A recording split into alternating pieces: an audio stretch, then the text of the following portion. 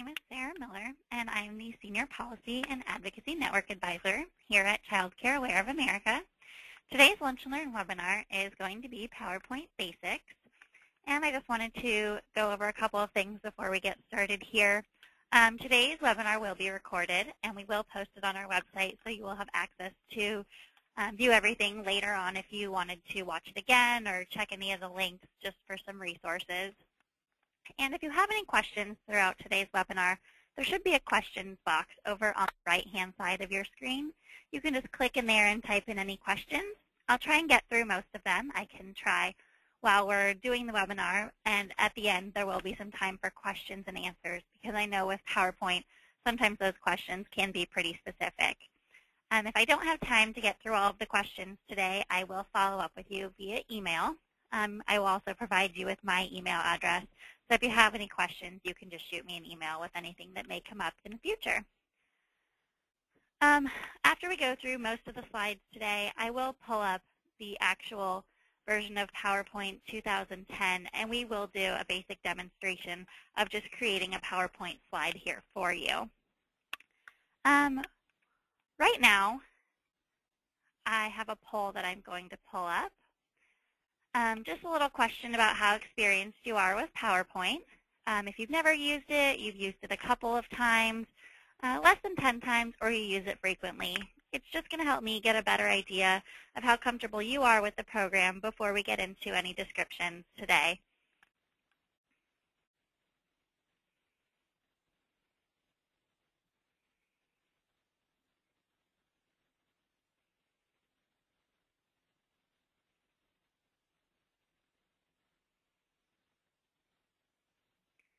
I'll just leave that poll up for just a few more seconds.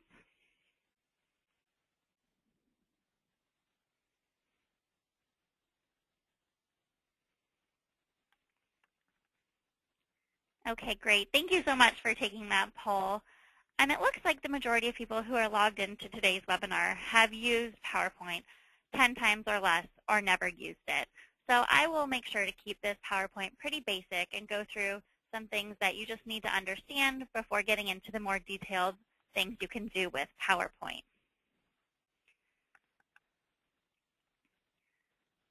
All right, so the first slide that we have here is what is PowerPoint?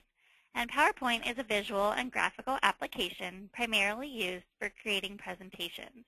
With PowerPoint, you can create, view, and present slideshows that combine text, shapes, pictures, graphs, charts, and more.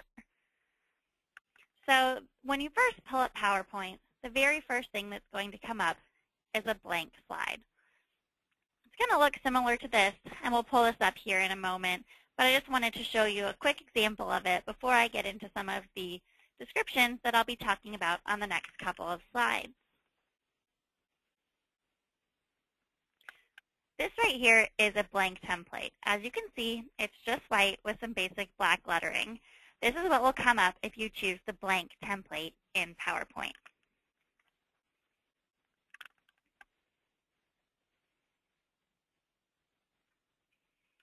So using a template, what we'll do is when I pull up PowerPoint, it will be under the Design tab that you can see over here. To use a template that you've recently used, you can find those in the Recent Templates drop-down. You can also use built-in templates in the sample templates and then just click Create, or you can also download them from office.com. And I'll show you how to find all of those options when we pull up the slide here in a moment. But just a couple of things to keep in mind when creating a PowerPoint. So here are a couple of tips for an effective presentation. The very first thing we have here is minimize the number of slides you use in a presentation. To maintain a clear message and to keep your audience attentive and interested, keep the number of slides in your presentation to a minimum. Second, we have choose an audience-friendly font size. Choosing the best font size helps communicate your message. Remember that the audience must be able to read your slides from a distance when presenting in person. Generally speaking, a font size smaller than 30 may be too difficult for the audience to see. This font size may vary depending on whether you're presenting in person or through something like GoToWebinar like we're doing today. I believe my font size is under 30, but it's because you are viewing it over a computer and not live in a conference room. Number 3, we have keep your slide text simple. You want your audience to listen to you present your information instead of just reading the slides. Use bullets or short sentences and try to keep each to one line without the text wrapping. If you are presenting this in a conference room with a projection screen, some projectors crop slides at the edges and long sentences may be cropped off. Number 4, use visuals to help express your message. Pictures, charts, and graphs provide visual cues for your audience to remember. Add meaningful art to complement the text and messages on your slide. As with text, avoid including too many visual aids on your slide. It can get cluttered and messy and hard to read. Make labels for charts and graphs understandable, and only use enough text to make them comprehensible. You can always get into more detail when describing them, and you don't necessarily need all.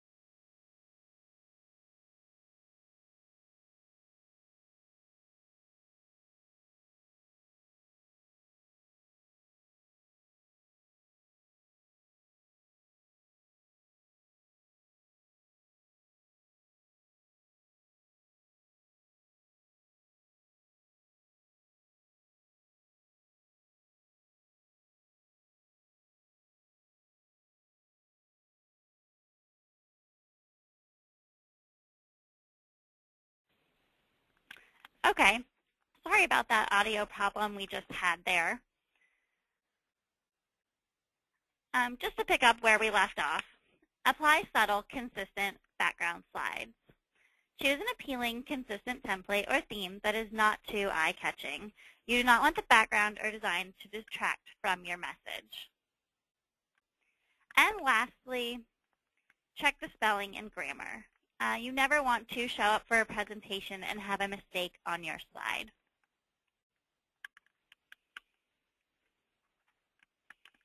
So what I'm going to do right here is just pull up PowerPoint 2010.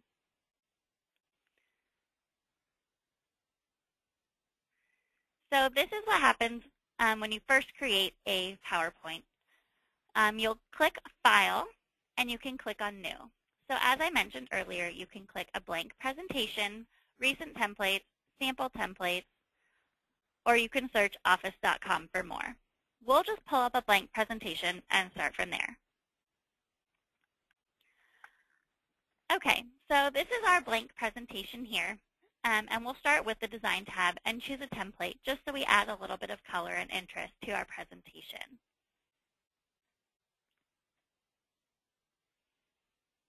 There are many different options that are available here, and you can also click this drop-down right here to view more options than just what's displayed at the very top. Okay, so we'll stick with this one for now, just as our example. With these templates that are already created, you can also customize them other than the colors that come with the presentation. You can just click on this Colors tab right here, and you can switch any of the colors. So if we click this one here, it'll switch to that slide color scheme for each of the slides that we create. We can also create a new color theme and customize the colors to any color we prefer. So let's say we wanted to change some of these colors. We'll pick them out here just to show you an example and click Save. And now those colors have changed and they're saved for each of the slides that we will continue to make. Okay, so this is our cover slide. We will put a title in here. This is our presentation. And we'll add the subtitle. You don't have to have any other information, but we will just pick presented, just so they know who is presenting this information. Now, as I said, you can change this font text and create it to be any text you'd want here. You can just double-click it, and you can choose fonts from this drop-down here, or you can right-click and change the font right over the text. You can also change the color. We'll make it yellow. And there you can see it's very easy to change.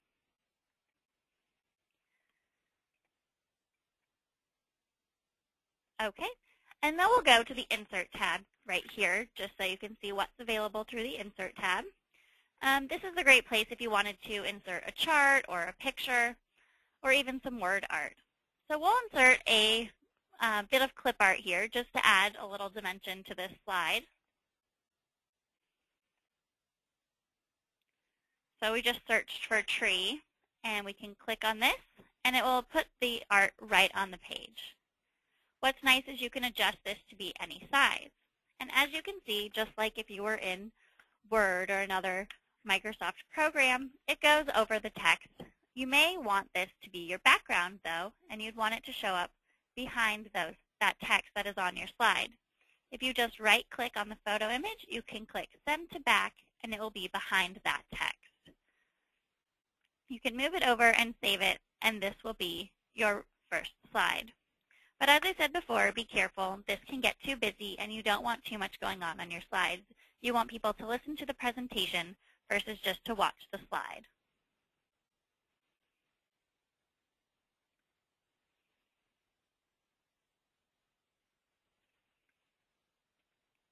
Okay. Back to this Insert tab, we'll remove this artwork, and I'll show you how to insert a chart. You can click on Chart, and they have many different kinds: column, line, pie, bar. We'll choose a pie chart for now. And what's nice is because this is a Microsoft program, it will sync with Microsoft Excel, and you can directly put that information into the slide without having to do any additional work. So we'll click this pie chart here. And as you can see, it gives you an example of what you would already have in Excel.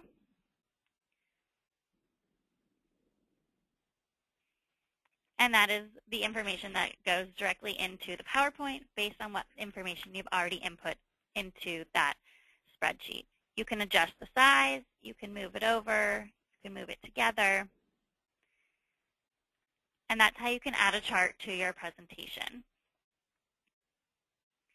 Back to this Insert tab, you can insert a picture from your desktop. You can insert a table, different shapes.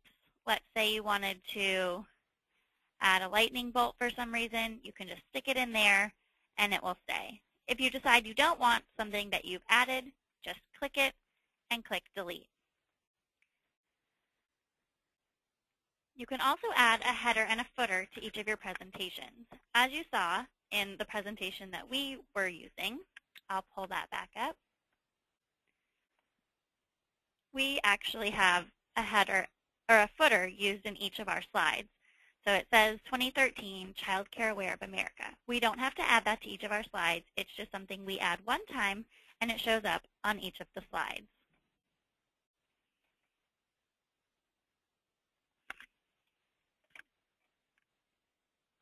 So we'll pull this back up here. As I said earlier with this Design tab, you can change the color scheme. You can also set up the slide orientation if you want it to be vertical or horizontal. Back on this Home tab, we'll click on New Slide to add another slide to this slideshow presentation. You can add a blank slide, a title slide like we saw here before, one with a title and content, or title only, or picture with caption. You can choose anything you'd like and always add or subtract from what you've chosen. So we'll choose a blank slide here, and we'll go back to this Insert tab. Let's say we wanted to add some text. We can click Text Box and just drop it in here and say, this is text. Once you have that text in there, you can actually just edit it from above or right-click it. We can make it bigger. We can change the color of it. And we can also change the font. From that Insert tab, we can also add some more clip art, which is already pulled up. And we can add some visual interest to our slides, so it's not just text that people are reading.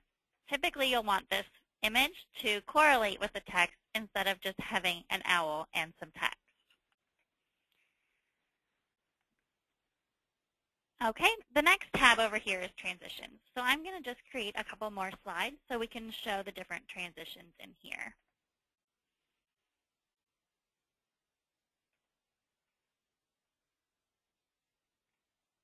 Okay, so here's our presentation. We have it all set up. It doesn't quite go together, but it's just giving you an example of the different slides. So with transitions, we'll start off with the first one. And just like under the Design tab, you can click this drop-down menu here for more options. If we wanted to, we'll say honeycomb.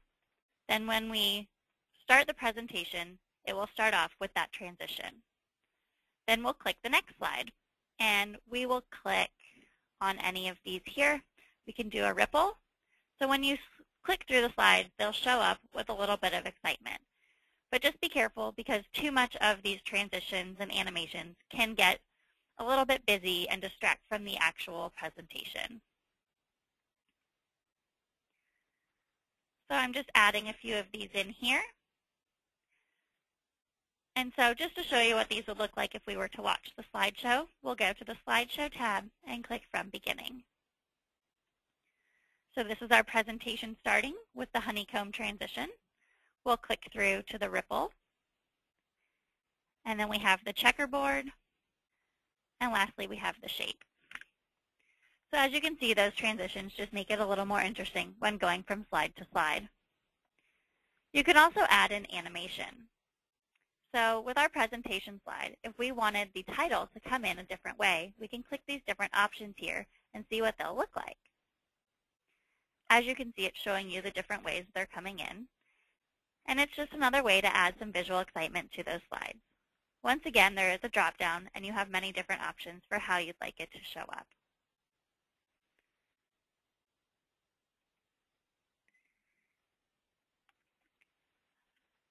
Okay, and as I said earlier, when you want to view the slideshow, you can just click From Beginning or From Current Slide, depending on when you go back to that presentation. You can also practice your presentation with rehearsed timings just to see how long it is. If you'd like to practice and you're trying to meet a certain time requirement, you can get a better idea of what you're explaining with that option. Okay, with the Review tab, you have spell check just like you would with Microsoft Word. And you can look things up, you can use the thesaurus for different words.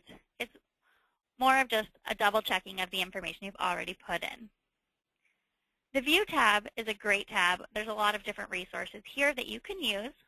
This is just a way of seeing different ways that the information can be presented. Many times if you go to a presentation that you're watching in person, they will hand out the slides with a notes slide next to it. This will show you different examples of that and how it will look. It's also a great way for like the Notes Master. If you wanted to leave some notes at the bottom of your slide, you'll see here it says click to add notes. You can leave yourself reminders of things you want to discuss when each slide is pulled up, just so you don't forget. You can edit it through the Notes Master, and then when you print out your presentation, that information is only viewable to you and not to those viewing the presentation.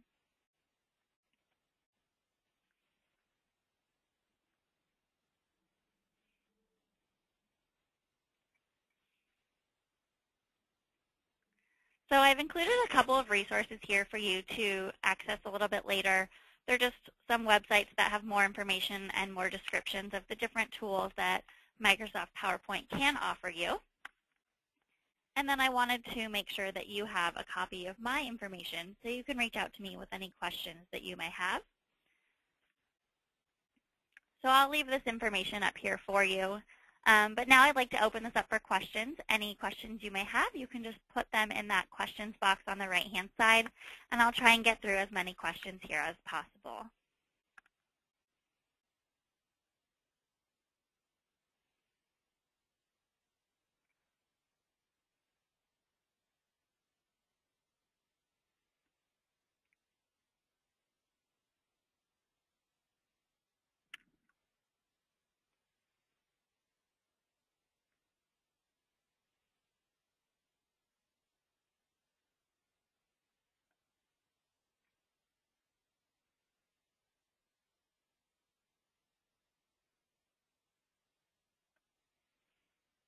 Okay.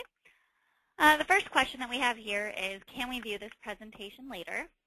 Yes, this presentation has been recorded, and we will post it on our website. It should be available through the same link that you used to register, but we will put that up, I would say, later today or by tomorrow, and then I can send out a follow-up email with that information just so you can have easy access to it and watch it again or send it to someone that may be interested in this information.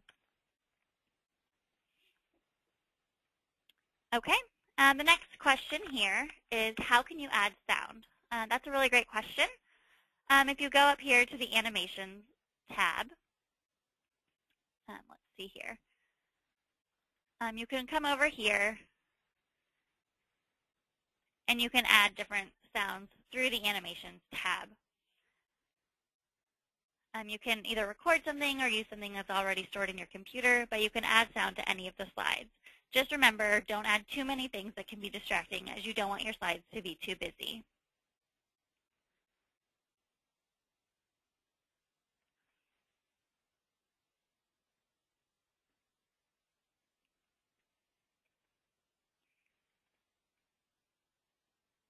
Okay, one of the questions here is, can you show me how to link in a video in YouTube? You can do a lot of this through the Insert tab. You can also paste something in. Let me see the best way to go about adding this in here.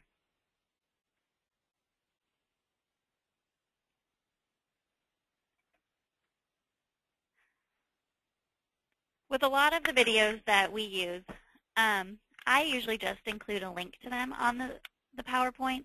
That way I just click it and it pulls it up through YouTube that way. There should be a way to insert it, and I don't want to give you the wrong information, so I will follow up with that via email.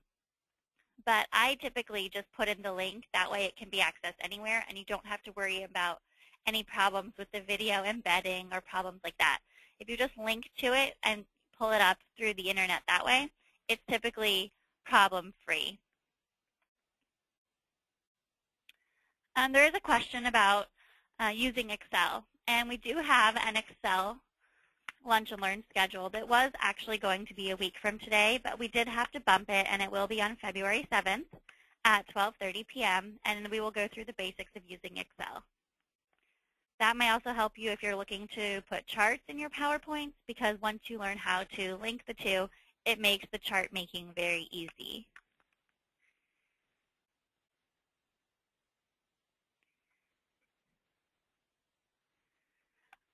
Another question here is, how long should my PowerPoint presentation be?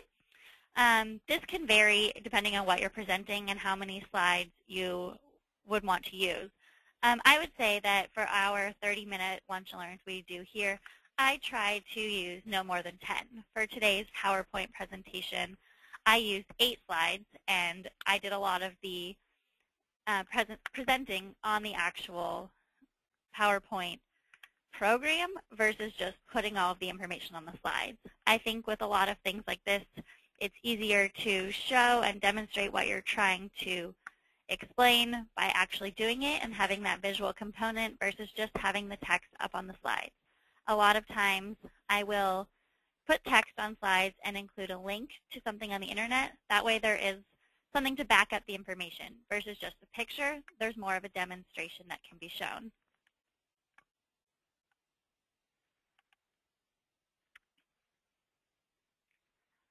All right, we have a couple more questions coming in here.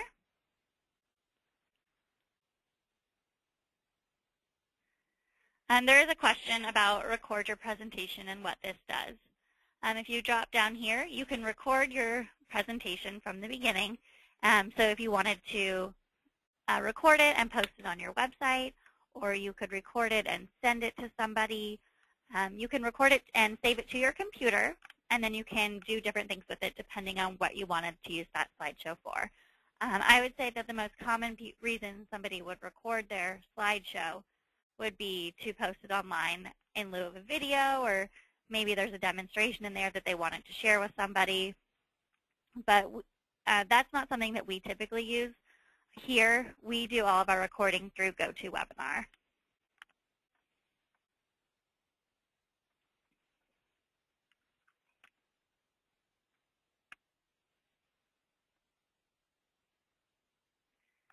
Okay, and if there are any more questions, I can take care of those. If not, we can end today's webinar on time in the 30 minutes that we've allotted for our Lunch and Learns. As I said earlier, though, if you do have any questions in the future, let's say you're putting together a slideshow presentation and something's just not working and you have some questions, feel free to shoot me an email or give me a call, and I will be more than happy to help you out with any problems you may be having. And I hope that all of your PowerPoint questions have been answered today, and I look forward to helping everyone out on our next Lunch and Learn webinar. I hope you have a great day. Thank you.